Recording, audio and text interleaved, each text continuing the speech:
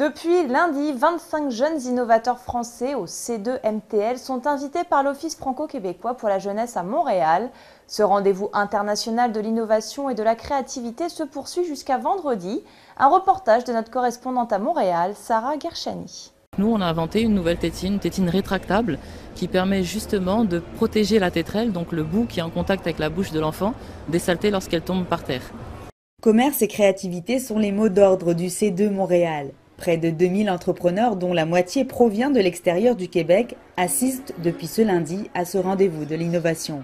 Parmi eux, une délégation constituée d'une quinzaine de jeunes entrepreneurs français, dont fait partie Hichem, ce jeune chef d'entreprise français, et Jérémy. Et comme le reste des créateurs, ils ont les mêmes objectifs. Je viens chercher principalement des opportunités de marché sur le marché québécois, canadien et nord-américain pour tout ce qui est hébergement et pour aussi les sociétés qui font du transport, donc leur proposer nos solutions qui sont quand même innovantes et qui leur font gagner beaucoup d'argent.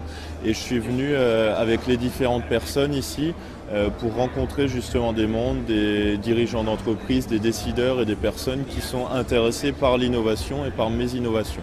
Et en même temps, donc on est dans un processus vraiment de start-up, donc on cherche toujours des fonds.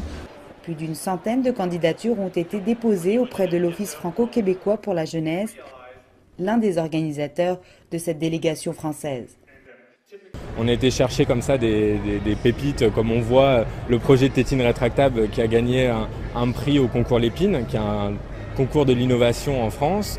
On a été comme ça chercher à travers la France, à travers des jeunes entrepreneurs ou des porteurs de projets, des talents capables de pouvoir aussi s'implanter, puisque notre but c'est aussi d'accompagner les premiers pas à l'export. Ce mardi, durant une conférence, chacun des entrepreneurs français a présenté son projet au ministre des Relations internationales, de la francophonie et du commerce extérieur du Québec, Jean-François Lisée, et les représentants des consulats de France à Québec et à Montréal.